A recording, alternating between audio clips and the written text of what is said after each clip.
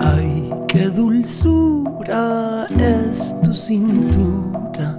Ay, qué delicia son tus caricias. Ay, qué belleza tu naturaleza.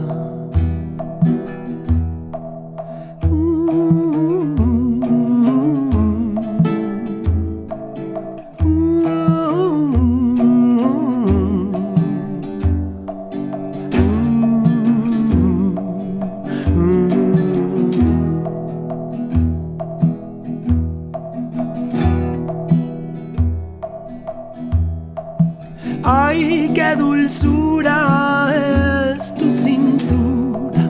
Ay, qué delicia son tus caricias. Ay, qué belleza tu naturaleza.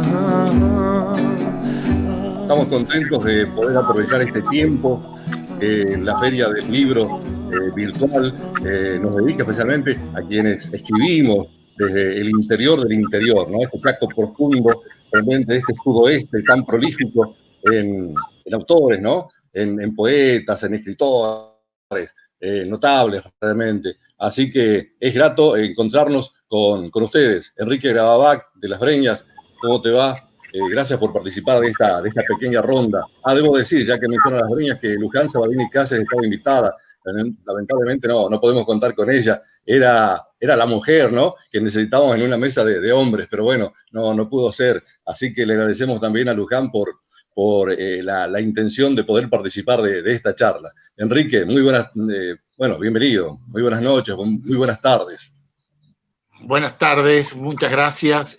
Un gusto compartir, estar aquí con ustedes en estas circunstancias para poder conversar junto a Oscar, junto a Juan, sobre las cosas que nos ocupan, nos entretienen, nos preocupan y que tienen que ver con este oficio que de alguna manera hemos adoptado y aceptado hacer en la vida.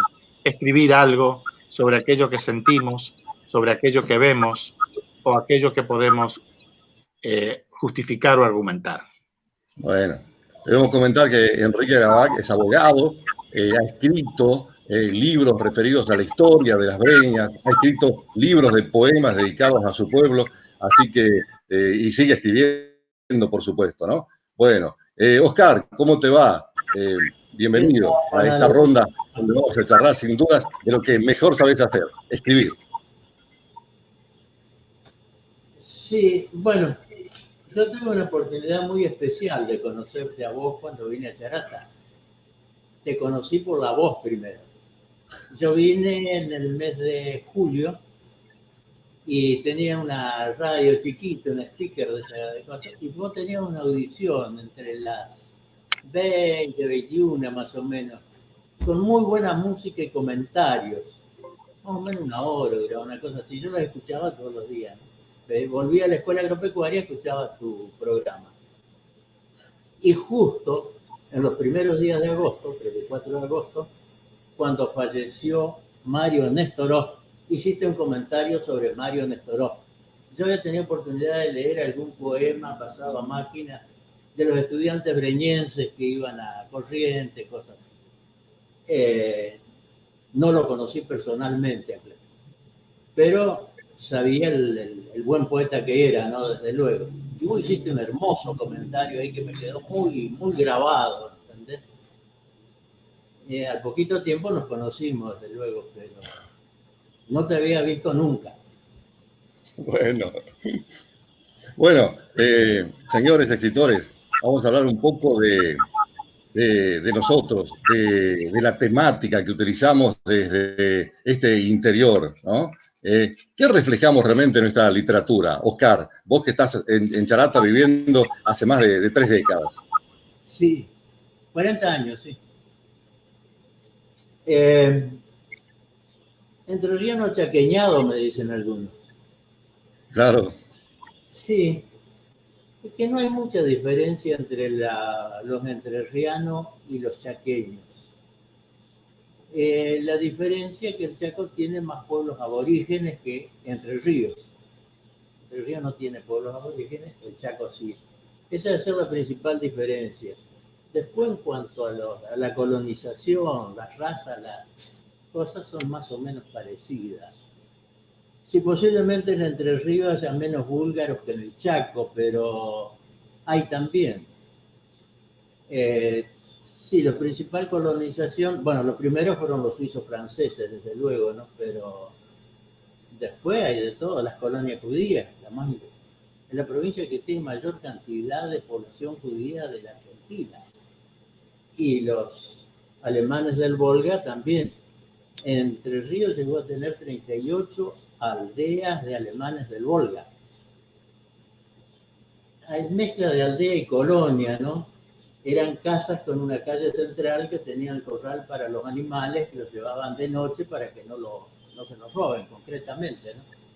Y de mañana, después de ordeñar, todo eso, llevaban los animales de vuelta al campo. Esa era la aldea. Y la iglesia, por supuesto. La religión era muy, muy profunda en toda la población de los alemanes del Volga. Todavía todas las aldeas tienen iglesias que son de lujo. Por eso que no digo que necesité adaptarme al Chaco, creo que no sé, no encontré costumbres muy distintas a las mías, digamos. Pero, ¿y eso lo volcaste en tu literatura, en tu poesía y en tus cuentos? ¿Cómo? ¿Eso lo volcaste en tu poesía y en tus cuentos? En forma bastante indirecta. Sí, bueno, un poco es mi forma de escribir. Yo para describir un personaje, por ejemplo, se va describiendo solo a través del cuento. No me detengo a describir el personaje totalmente, ni al comienzo, ni al final, ni cosas así. Prácticamente se va describiendo solo. O a través de otros personajes también puede ser, pero muy, muy de a poco. Lo mismo también lo de Chaco. Yo tengo cuentos de distintos lugares, ¿no? Tengo cuentos del Chaco, por supuesto. Que hace poco terminó uno que me gustó muy bien. Me conformó a mí, digamos. Sí, que concretamente tengo cuento que las acciones ocurren concretamente en Charata, pero Bien. no son la mayoría. Mejor dicho, que en mi escritura va surgiendo de a poco también la identificación a través del habla de las personas. Yo, por ejemplo, utilizo el voceo, que es propio de toda la región, acá si vamos al caso. Yo no me imagino un chaqueño hablando de tú, si es que hay algunos. Entonces, eso también lo llevo a la literatura, ¿no? Bien. Bien, Oscar. Enrique, Dostoyevsky dijo, pinta tu aldea y serás universal. ¿Esa es la premisa que utilizás en tus libros? Sí, creo que sí, porque de alguna manera estoy convencido que si nosotros conocemos nuestro entorno, nuestro pequeño hogar, de alguna manera estamos traspolando y universalizando de alguna manera nuestras costumbres, que podrán ser distintas a las de los otros, pero de alguna manera permiten relacionarnos y de alguna manera articular concepciones culturales, pararnos frente a la vida y frente al mundo de alguna manera. Así que yo también, yo soy breñense de nacimiento, nací en Las Breñas, me crié solamente, estuve un par de años, 6 años en Santa Fe estudiando la carrera de Derecho, y antes un poco estuve en 2 pueblos trabajando, aquí muy cerquita, uno en Campo Largo como maestro y otro en Hermoso Campo, al frente de un botiquín de farmacia allá por la década del 60, del 70, antes de irme a estudiar. Así que, y de ambos lugares, como del mío, de alguna manera, pinto su gente, su geografía, y me parece que es de alguna manera lo que yo siento, ¿no? De todas maneras, voy verdad, yo escribía pero no publicaba, salvo, y sin embargo de chico me tocaba, si no recitar, hacer algún discurso, porque algunos me preguntan, ¿desde cuándo escribís? Y entonces Claro. yo digo, ¿desde cuándo? Desde que me enseñaron los maestros, diría así, ¿no es cierto? A quienes yo solamente tengo palabras de gratitud. Y entonces, pero siempre, y sin embargo estuve vinculado, recién hablaban de los años que te vinculan a vos con los medios, yo sabía hacer la propaganda callejera, o de alguna manera, en la década del 60 había 2 publicidades en el medio, y yo atendía una, parece que esas es lo que eran las llamadas publicidades orales de aquel entonces. Sin embargo, no tenía coraje para publicar, y cuando estudié prácticamente tenía una carpeta de poesías que recién las hice conocer para el bicentenario. Es decir, mucho tiempo después me animé como a desnudarme, porque eso es en síntesis cuando escribe quien escribe poesía fundamentalmente, ¿no? Y en cuanto al otro, sí, también, entonces tomé contacto con las realidades más próximas, la gente, la población, la composición sociológica de mi lugar, las instituciones que eran muy más fuertes para conmigo, como la escuela, que me formó, la escuela normal, o la propia municipalidad, entre otras instituciones, a las que yo focalizo mi escritura, en las que yo focalizo mi escritura. Pero Las Breñas, sin duda, que es un universo totalmente diferente al resto de las poblaciones del sudeste chaqueño, ¿no? Y tenés la mezcla de razas y de costumbres también, que me imagino que en algunos de tus poemas eso está reflejado, ¿no? Totalmente, totalmente. Yo escribo justamente eso porque digo así, nombre de viejas patrias, hoy florecen en tus calles, bajo el cielo calmo que protege. Hubo solaz para el trabajo, libertad para la vida y un destino de esperanza. Las manos callosas de abuelos y padres abrieron picadas de sueños profundos y juntas se alzaron mostrando los frutos de la tierra madre. ¿Qué tiene mi pueblo, querida Las Breñas? Que tus hijos nacen en ritmos y lenguas, con soles del mundo, que abrazan historias de credos y mares, trayendo en el tiempo la imagen pionera de tus forjadores. ¿Qué tiene mi pueblo que amarra la vida, que crece y nos llama? De alguna manera, ahí yo pinto, ¿no es cierto?, justamente esto que ya Guido Miranda, que fuera director, maestro, en la escuela 60, General San Martín, clausurada hace unos años, cerrada obviamente, por la falta de alumnos, como tantas otras, él sabía decir que aquí cuando estudiaba había recogido más de una veintena de nombres, de apellidos, de colonos de distintas nacionalidades. Yo, por ejemplo, por la línea paterna, mi padre era yugoslavo, o más bien croata, para decirlo en términos de nacionalidad. Y mi madre, argentina, de origen apostoleña, misionera, que vino hija de ambos ucranianos que llegaron con la primera inmigración que se radicó en Misiones al final del siglo pasado.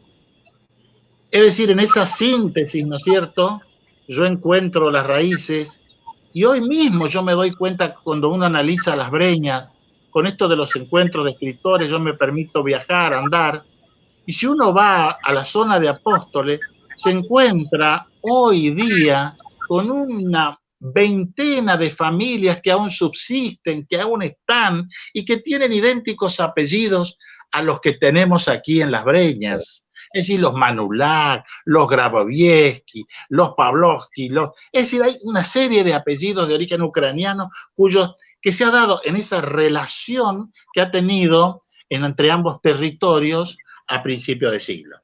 Está bien. Oscar, Charata tiene una notable influencia santiagueña, ¿no? Eso es sin duda.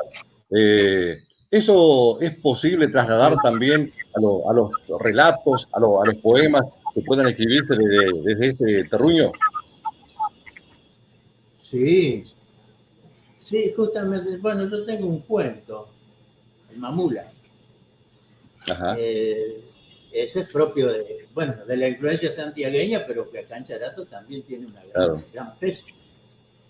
El Mamula no es tan fácil. Sí, justamente.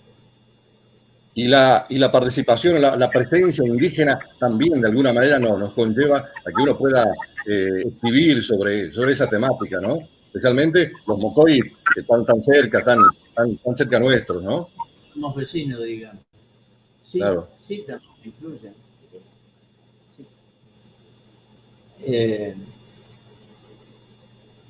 Sí, mis cuentos son a veces también de distintos lugares. De ahí que un libro le puse cuentos cortos y nómades. Las dos cosas son ciertas. Nómades porque son de distintos lugares. Mi influencia entrerriana no la borré. La tengo latente, digamos. Aparece en algún cuento, alguna cosa. Se nota más también en la forma de hablar de la gente, especialmente la gente del campo. Hasta ahora en Entre Ríos hay cosas que la dicen de determinada manera, ¿no? Y eso lo tengo incorporado, no hay duda.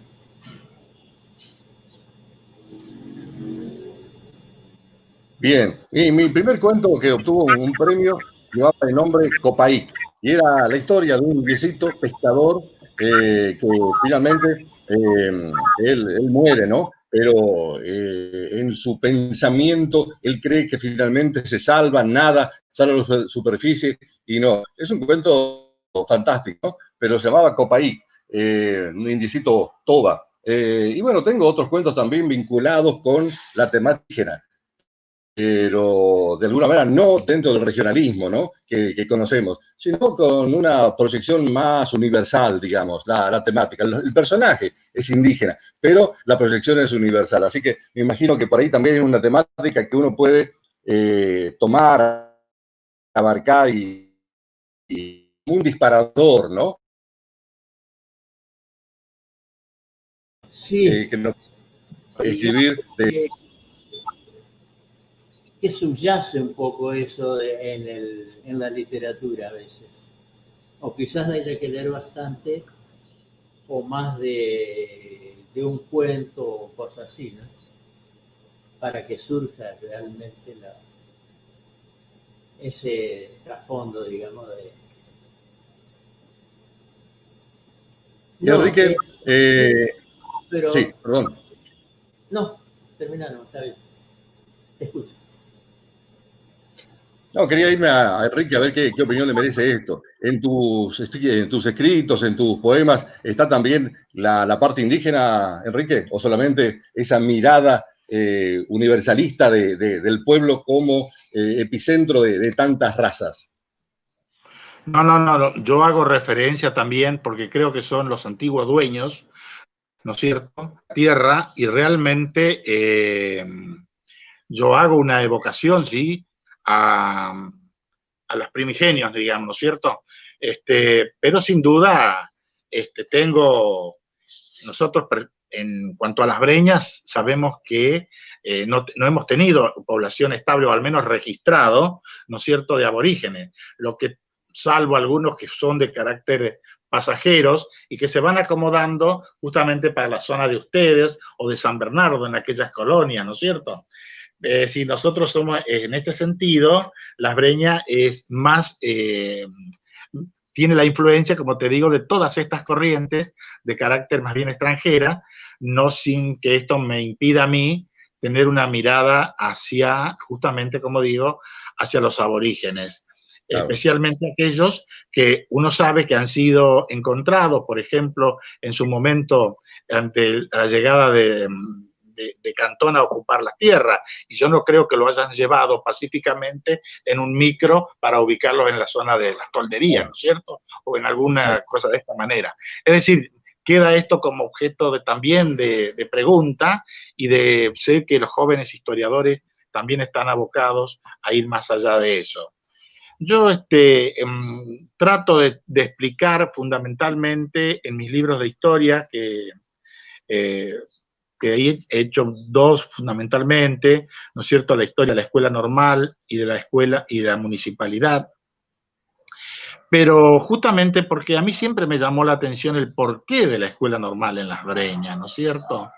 Y entonces yo decía el otro día en un programa, no se trata solamente de un plan, de un programa de estudio meramente, sino que se trataba justamente de una decisión política del gobierno de entonces de propiciar la formación de los maestros que faltaban para justamente tratar de fortalecer el concepto de la identidad nacional, ¿no es cierto?, que estaba en ese conflicto, en ese juego de tensiones, producto de las distintas culturas, donde los niños que eran enviados a las escuelas hablaban distintos idiomas, tenían prácticas diferentes y necesitaban entonces el Estado nacional, el gobierno nacional, afianzar ese concepto. Y en ese sentido me parecía muy importante analizar el origen de la escuela normal, de su función y los antecedentes educativos en el territorio. Este es un tema que a mí me apasiona realmente, me gusta mucho, me enriquece a medida que leo cada vez más, que profundizo, y uno encuentra también allí la razón de el por qué uno tal vez alcanzó el grado de participación o de preparación, sino gracias a la influencia de quienes hicieron algo desde esas instituciones tan generosas para con la formación del ciudadano, y en este caso me comprenden a mí también. Sí, sí. Y por el otro lado, sí. Perdón. Sí. No, te escucho, te escuchamos. Así que no podía yo dejar de analizar cuando refiero justamente a la educación, la influencia migratoria, ¿no es cierto?, y la distribución de las tierras, que es un elemento para mí determinante, fundamentalmente en nuestras zonas donde no donde no existieron latifundios, a no ser estos que yo hablaba de Cantón y Zapa, y que duraron varios años hasta lograrse su desocupación. Y la municipalidad, que forma parte de la sociedad que se organiza, del vecindario que encuentra en el formato de su gobierno la proyección de su destino. Y me parece que en esto, lo hablábamos el otro día, ¿no es cierto, Juan Alberto?, cuando comparábamos incluso con los de ustedes en Charata, la diferencia en materia de años que llevan ustedes con organizaciones definidas al lado de Las Breñas, que tuvo que atravesar otro tiempo.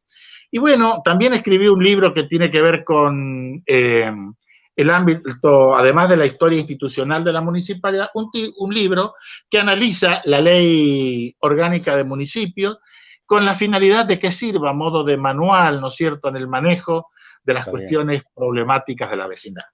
Bien. Ese es un poco el sentido. Está bien.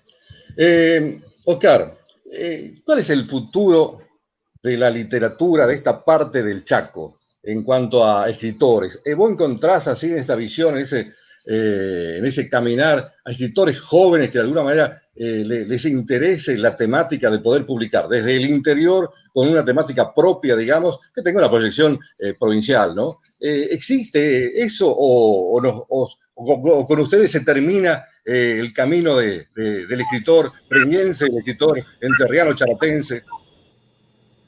Bueno, de los escritores del interior y especialmente de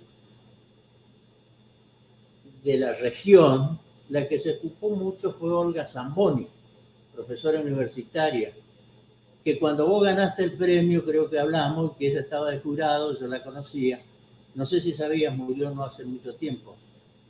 La SADE de Misiones está por editar una novela inédita que ella tiene, creo que ya está en prensa. Olga se ocupó mucho, escribió libros de poemas, libros de cuentos y sobre todo prólogos. Era profesora universitaria en Misiones y era una estudiosa de los escritores del interior, especialmente de escritores poco conocidos. Usted hizo un prólogo, creo, para todos los que participaron, para los 3 primeros premios, creo, ¿no? Y como vos tenías el primer premio, digo, pues mirá si te hace el prólogo, que tiene prólogos muy buenos, una cosa así, para vos solo, ¿entendés? Lo hizo todo junto. De todas maneras, tiene ensayos, 3 ensayos que yo sepa, sobre literatura de Misiones, Corrientes y Entre Ríos, de la parte mesopotámica, ¿no? Sí, era una estudiosa de la literatura regional. No sé cómo estamos de tiempo. Antes de ayer yo escribí un libro que tiene una carilla y 2 renglones, un cuento. No sé. ¿Me alcanzará para leerlo para que veas cómo surge? Especialmente... No sé cómo estamos de tiempo. Vamos, te escuchamos. Bueno.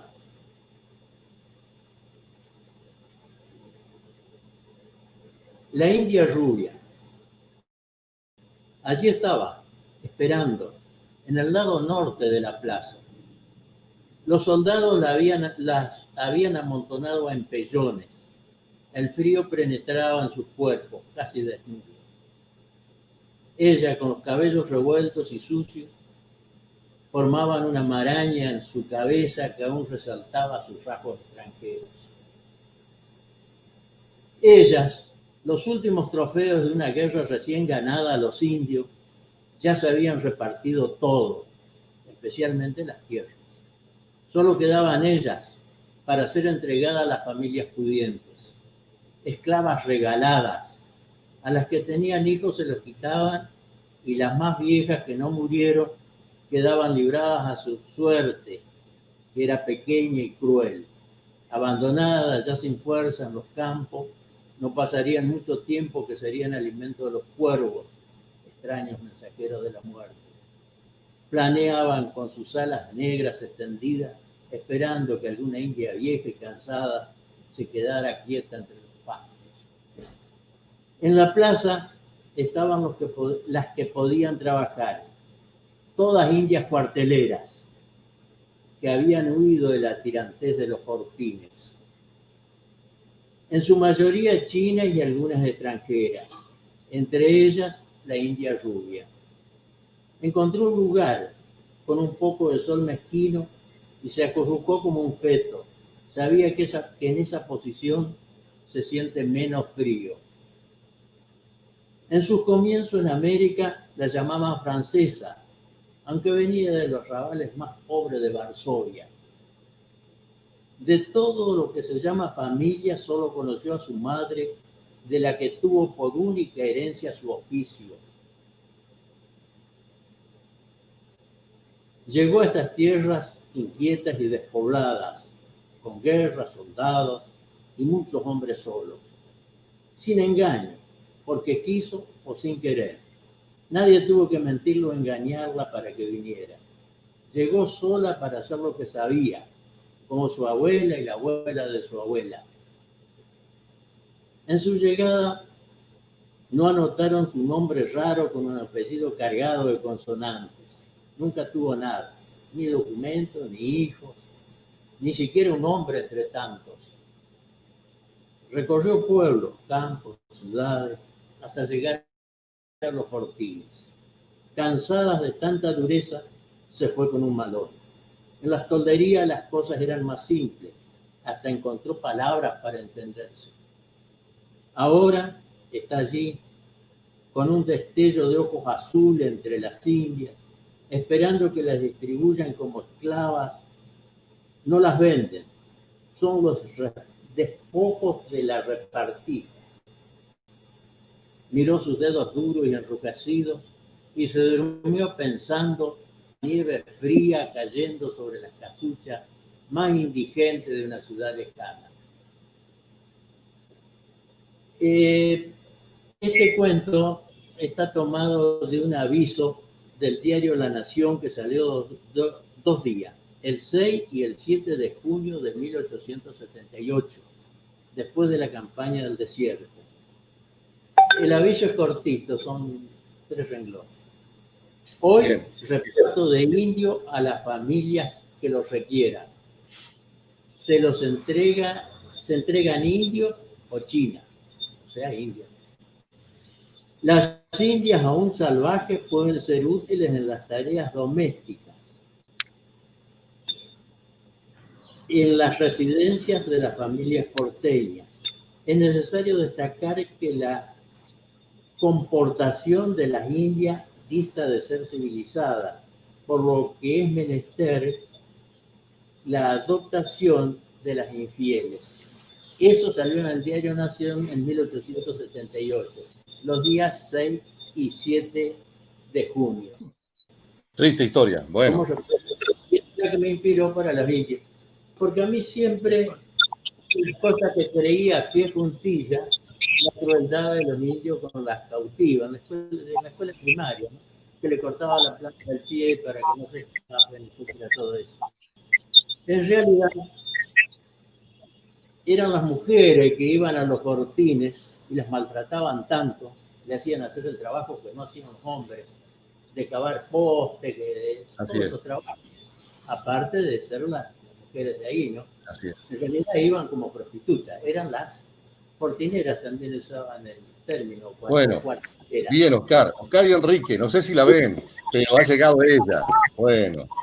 Sí, veo que sí. ¿Cómo te va, Luján? Bienvenida a esta reunión de hombres. Las mujeres, ¿entendés? Y en la escuela las tenían ahí. ¿Cómo iba a fallar? Bienvenida, Las cuarteleras se escapaban. Estaban mejor con indio que con los... Bueno, Oscar, la tenemos a Luján. Vamos a darle, ya le dimos la bienvenida, así que es tu oportunidad, Luján. Estamos hablando justamente de escribir desde el interior, ¿no? Y justamente surgió la temática del aborigen. Tenemos influencia aquí en nuestra zona. Vos, antropológicamente, te has dedicado justamente a investigar y a escribir, ¿no? ¿Qué nos podés decir al respecto?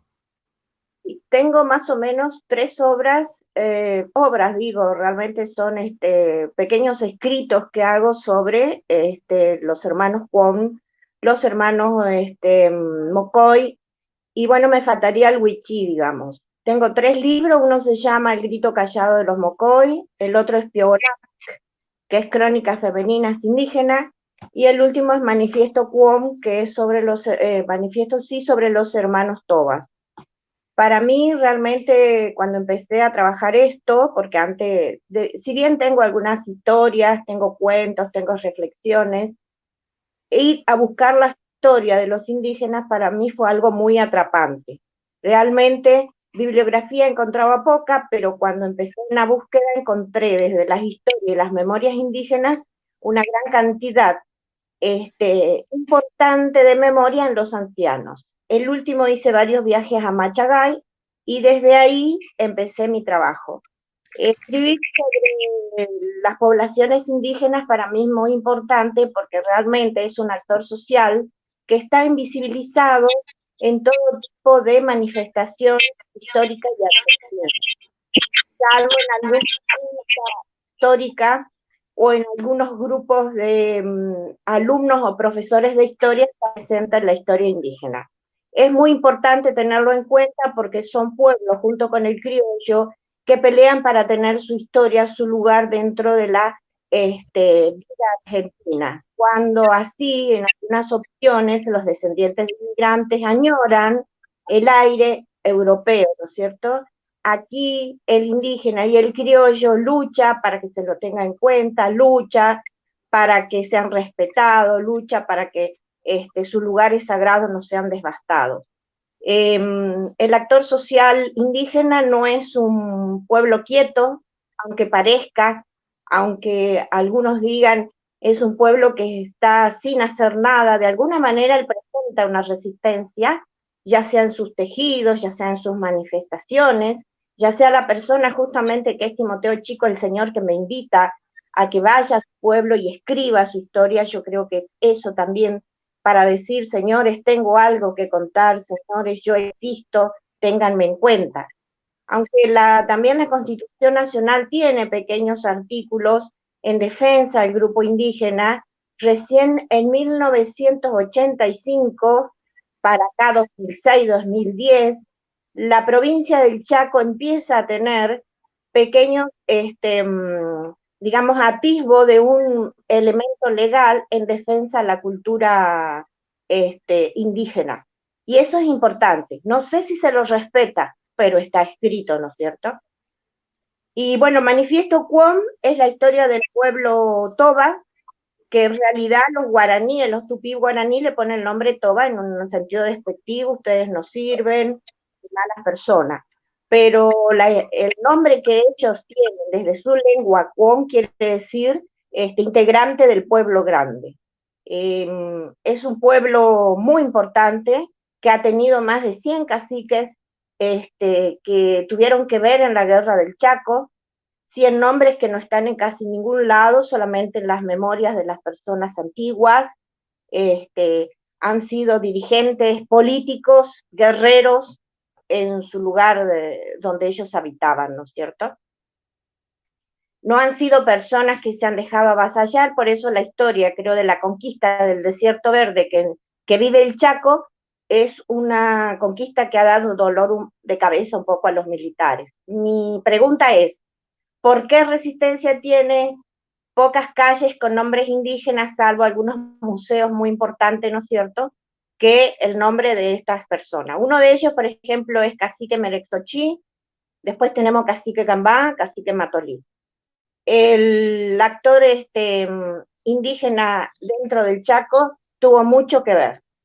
Él con el criollo y el gringo, sin dejar de lado siempre al inmigrante también, porque somos un pueblo que descendemos de esa fuerza, se han cargado la historia del Chaco, creo, a los hombros. Solamente algunos están identificados como, digamos, pobladores del Chaco. Otros fueron civilizados, incluso en algunos censos que se fueron dando hasta la provincialización del Chaco, en donde se habla de desierto verde, y uno dice desierto verde, ¿dónde está la arena? El desierto verde era el gran monte chaqueño, que en aquellos momentos lo teníamos y era re importante. Siempre fue castigado en mucho momento el Chaco, ya sea haciendo desaparecer estos grupos chaqueños. O sea, el progreso de unos lleva al desmedro de otros, ¿no es cierto? Como en todos lugares. Pero creo que todavía estamos a tiempo para enaltecer, digamos, no tampoco enaltecer, sino a tener en cuenta el papel del indígena chaqueño dentro del Chaco, y no solamente del Chaco, ¿no es cierto?, en la Argentina misma. Ellos, nosotros hablamos de ellos, hablamos de los otros, cuando ellos son nosotros, ¿cierto? Son argentinos, creo que los primeros argentinos. Tienen sus rituales, tienen su política de vida, es un pueblo que tendría que estar lleno de rencor, de odio por todo lo que ha pasado, pero es un pueblo que merita abnegación, con unos valores muy grandes. Generalmente cuando me fui a Machagay recorrí toda la zona de Napalpí. Es un pueblo que convive con sus muertos y que de igual manera dejan valores a los futuros, a las futuras generaciones, digamos, del Chaco, de la defensa de su naturaleza, la defensa de la tierra, en digamos, el sentido de pertenencia que tiene a la tierra, que generalmente algunos grupos no lo tienen. Este grupo de pueblos tiene muchos ancianos todavía. Uno cuando lee las historias del Chaco, vena abierta todavía que quedó de Napalpí, uno diría que es el último habitante, dice. Por ejemplo, sin querer la conocí antes que llegue a Cristina Kirchner, a Casa Grillo en Napalpí. Dicen todo el último descendiente, el último testigo que quedó en Napalpí. Machagay, la zona aborígena, está llena de abuelitos que pueden contar la historia. Y realmente historiadores indígenas jóvenes hay muy pocos. Está Juan Chico, Orlando Sánchez también escribió cosas muy importantes, Mercedes Silva creo que hizo 2 obras muy bonitas sobre memorias del Chaco y leyendas del Chaco, ilustradas, dando generalmente así como una pauta histórica muy importante y organizando, ¿no?, un poco los elementos de la historia del Chaco. Y después algunas otras obras que se han hecho o investigaciones son generalmente en facultades, ya sea etnográficas, ya sean arqueólogos, pero el trabajo no vuelve al pueblo, vuelve al centro educativo, vuelve al antro, digamos, investigación. A ellos no se les da a conocer una historia que capaz que ellos también desconocen, porque al desaparecer los abuelitos, desaparecen la historia de ellos. Están muy influenciados por religiones. La primera religión que ellos han tenido han sido la animista, la de la naturaleza. Después, con la venida de los españoles, ha sido la católica. Después hubo como también un atisbo de la anglicana, y fueron cambiando sus historias, como prohibiéndole sus rituales, el nombre de origen de su cultura, le pusieron nombres cristianos. Merezochí se llamaba Cacique Santiago. Por ahí cuando uno busca la historia de uno o del otro se confunde, uno cree que Santiago es una cosa y el cacique Merezochí es otra, y son las mismas cosas. Entonces toda la historización o digamos la historización entre comillas, nosotros creo que lo hemos borrado un poco las historias de ellos. Me pasó con el libro Chaco Austral, El grito callado de los mujeres en las tolderías, de ir a contarles las cosas de su historia a los abuelitos, que realmente ellos no conocían. Y yo había llevado un solo libro, porque fui citada por los bibliotecarios del lugar, de esa escuela, y ellos querían conocer. Yo no llevé a vender libros, solamente a presentarlo en el lugar de origen de donde salió el libro, ¿no es cierto? Y bueno, todas esas cosas pasan con este tipo de pueblo, ¿no es cierto?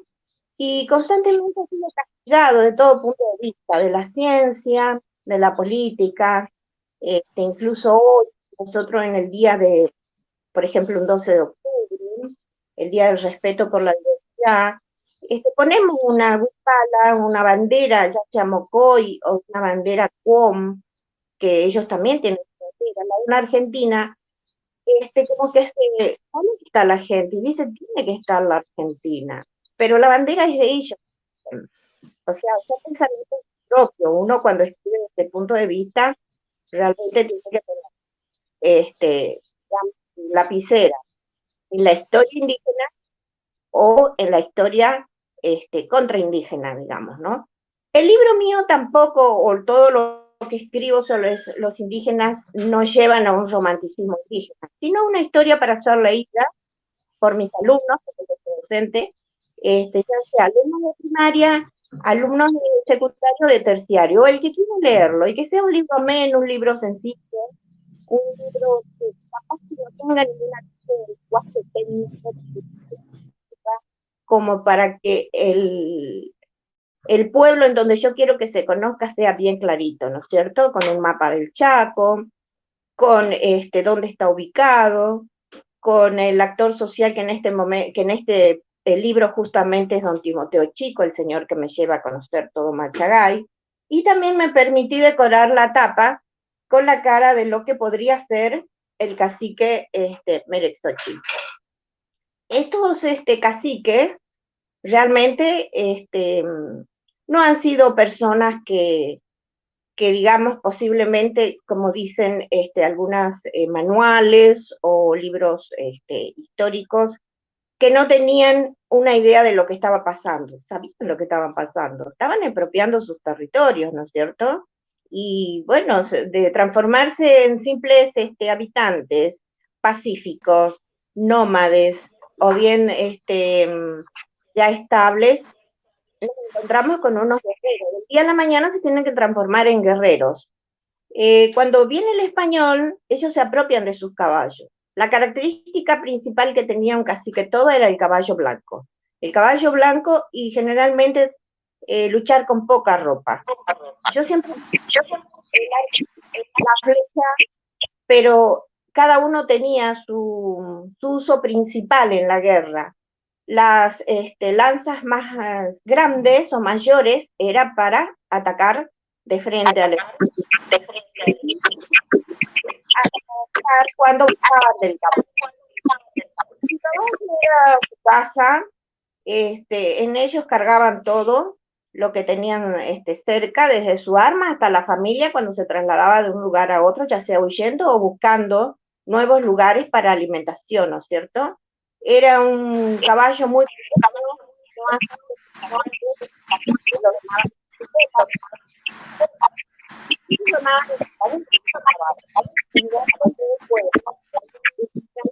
con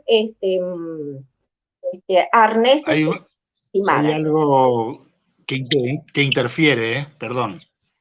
Ah, no sé, no tengo nada. Bueno, Sí, gracias, Luján. Enrique.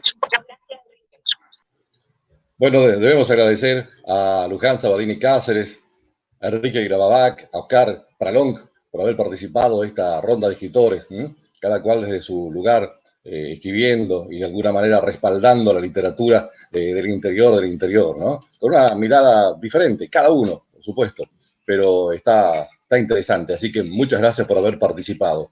Y lo que se viene ahora era uno de los interrogantes también, que la literatura post-pandemia, ¿no? Los problemas de la escritura, los problemas del escritor tras la pandemia del coronavirus, ¿no? En esta era del coronavirus vimos en las pantallas televisivas escenas potentes realmente, ¿no? Para cualquier comienzo o final de un libro, ¿no? ¿Recuerdan aquellas fosas abiertas prestas a ser enterrados en Brooklyn, en Estados Unidos, ¿no? O aquella enfermera italiana que salió del hospital y decidió ahogarse en el mar, ¿no? O una familia que cena con el padre muerto aguardando que lo vengan a buscar. Esas escenas patéticas, ¿no? Pero que de alguna manera, sin dudas que van a estar en algún libro por allí, post pandemia. En la Argentina, por supuesto, tenemos cientos de casos también que de alguna manera pueden ser el inicio o el cierre de algún desafío literario, post pandemia siempre. Y allí parado, el escritor tendrá el problema del género literario. Podrá, luego de esta temporada pandémica, virósica, echar mano a cualquiera de ellos, sumado a su destreza del arte, que de alguna manera maneja muy bien. La ciencia ficción, ¿por qué no? Puede estar presente en su acepción distópica, claro, bien podría ser, o bien en su rama apocalíptica, ¿por qué no?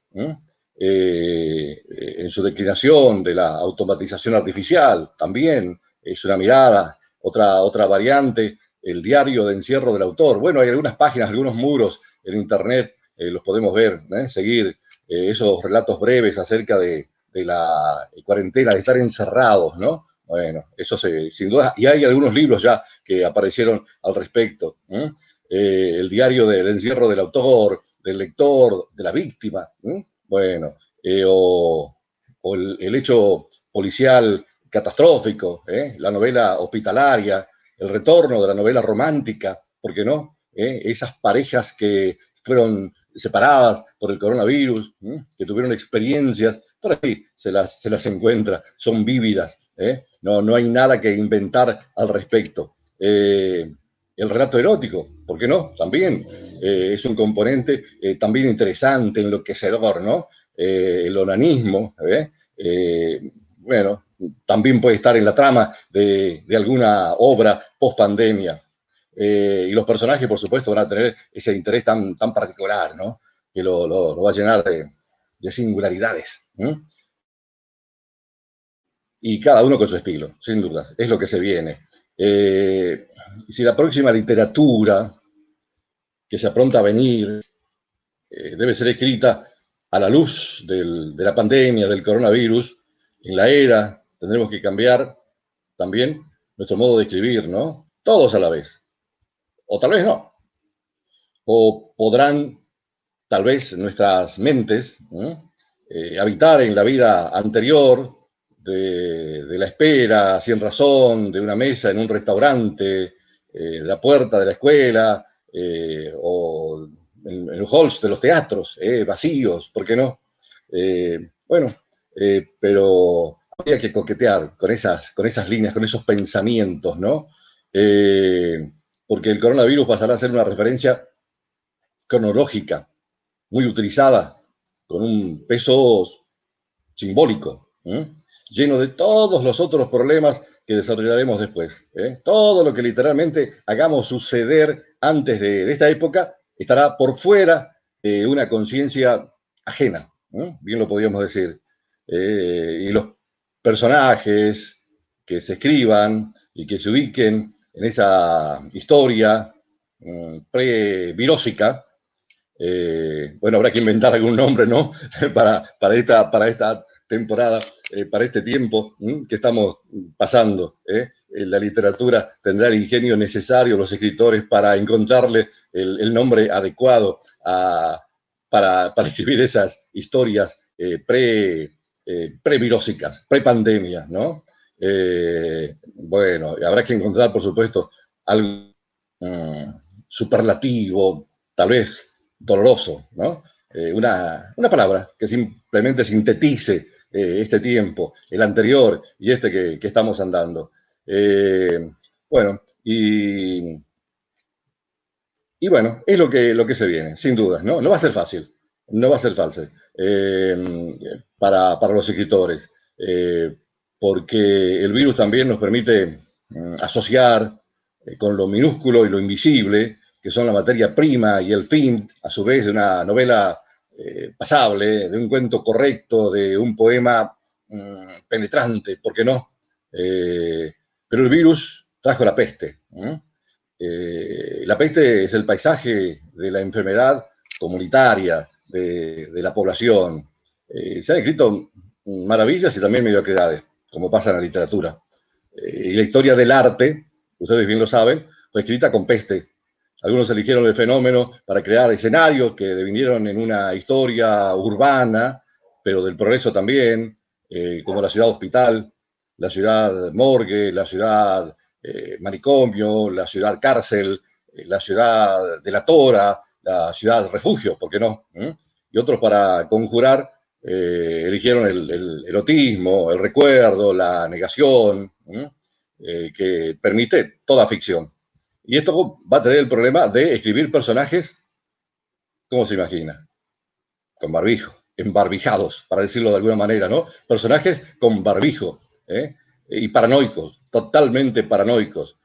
Será una nueva referencia de aquí a por lo menos una década, 2 décadas, medio siglo, tal vez.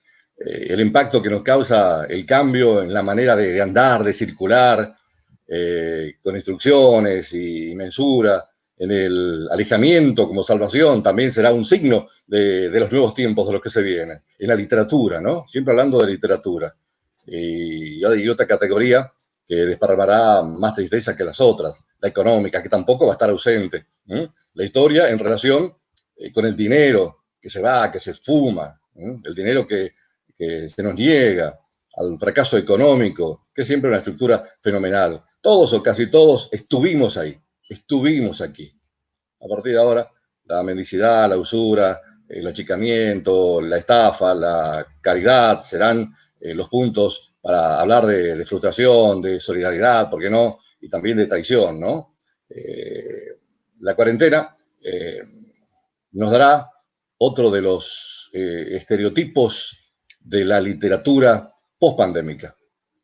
El altillo, ¿por qué no? El sótano, la catacumba, el cuarto matrimonial, el balcón, la mirada hacia una afuera, envenenado, son un buen caldo para hacer textos de descubrimiento, locura y lascivia.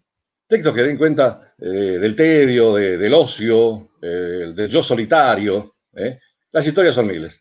Pero la queja puede ser la misma, enmarcada en un lenguaje lastimero, amargado, triste, como una literatura del yo complaciente, quejoso, una literatura quejosa, mejor dicho, y depresiva. Y bueno, y qué mejor que encerrar allí a un personaje en una celda a torturarse. Tal vez encerrarlo a soñar que es libre. Es lo que viene, la literatura post-pandemia. Ojalá que existan buenos libros, que la literatura necesita de buenos narradores, de buenos escritores y de excelentes libros. Ojalá que así sea, es lo que viene, es lo que tenemos y sin duda que va a dar mucho para escribir, mucho para dar, mucho para publicar. Bueno, señores, señoras, muchas gracias por ser muy atentos y seguir de cerca este encuentro de escritores y bueno, estas palabras finales que simplemente tienen una mirada del porvenir, de los días por venir, de lo que se viene con respecto a la literatura post-pandemia. Muchas gracias.